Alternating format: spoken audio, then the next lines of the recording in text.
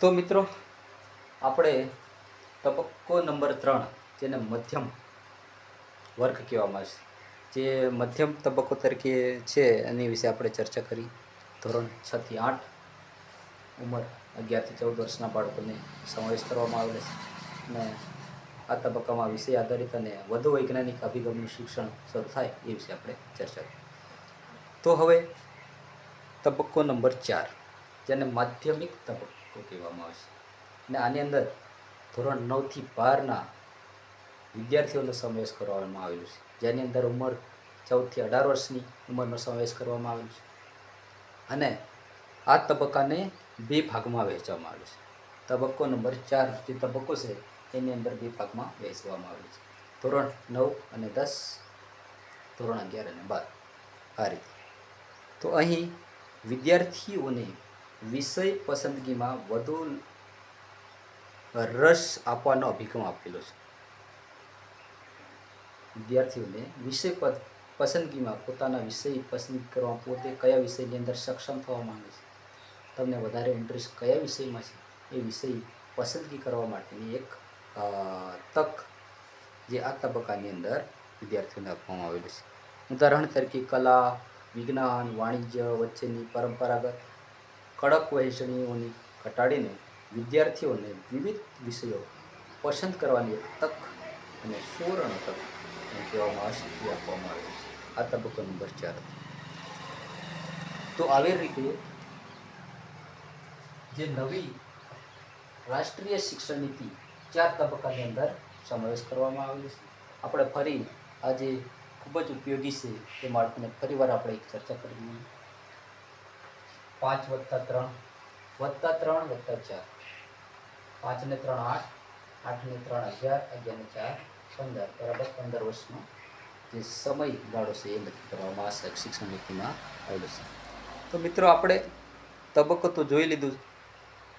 હવે આપણે આ તબક્કામાં કયા કયા હેતુઓ, કયું લક્ષ્યથી આ મહત્વના તબક્કો તૈયાર કરવામાં આવે છે એના વિશે ચર્ચા કરી લઈએ.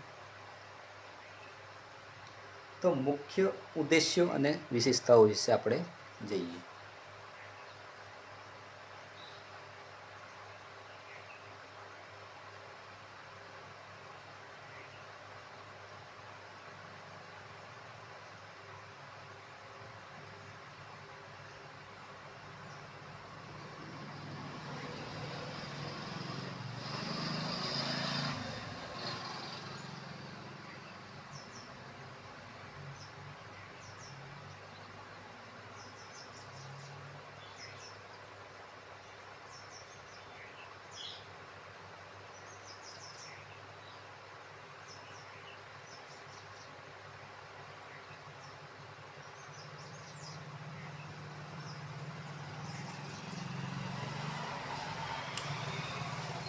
તો મિત્રો મુખ્ય ઉદ્દેશ્ય અને વિશેષતા એની અંદર સમાન શિક્ષણનું માળખું રાખવામાં આવે, જેની અંદર કોઈ પણની જ્ઞાતિનો ભેદભાવ રાખવામાં આવશે નહીં.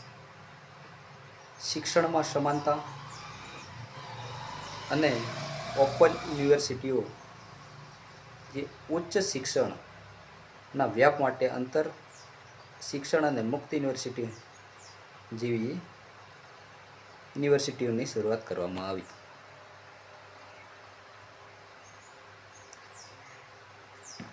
મુખ્ય ઉદ્દેશો ભારતની શિક્ષણ વ્યવસ્થાઓ વધુ મજબૂત બને અને સર્વાંગી વિકાસ થાય અને ગુણવત્તાયુક્ત અને કૌશલ્યયુક્ત શિક્ષણ બને, એના માટે આજે નવું શિક્ષણ નીતિનું જે માળખું તૈયાર કરવામાં આવ્યું છે. તો આપણે ખૂબ જ મહત્ત્વનો મુદ્દા વિશે આપણે ચર્ચા કરી લીધી ને આપ સૌને ફરી એક નમ્ર અપીલ કરું છું, તમે આ વિડીયો જોતા હશો તો આપ સૌને અપીલ કરું છું કે તમે આ ચેનલને, જ્ઞાન સાથે મિત્રતા ચેનલને સબસ્ક્રાઈબ કરજો, લાઈક કરજો અને શેર કરજો, જેથી કરીને તમારી સમક્ષ આનાથી વધુ બહેતર અને વધુ ખૂબ જ સરસ મુદ્દાઓ જે ખૂબ જ મહત્ત્વના બને, ખૂબ જ કામમાં આવે એવા મુદ્દાઓ તમારી સમક્ષ મૂકતો રહો. અને હું પણ મોટિવેટ થઉં કે તમે લાઈક અને સબસ્ક્રાઈબ કરે તો નવા શિક્ષણ ક્ષેત્રે જે આજના યુવાનોને માહિતગાર બનાવવા અને આજના યુવાનો સામે જ્ઞાન પીરસવાનું મને પણ ખૂબ જ રુચિ આવે એવી આશા અને ભાવના સાથે આ વિડીયો સમાપ્ત કરશું. તો આપને ખૂબ ખૂબ આભાર. જય હિન્દ, જય જવાન, નમસ્કાર.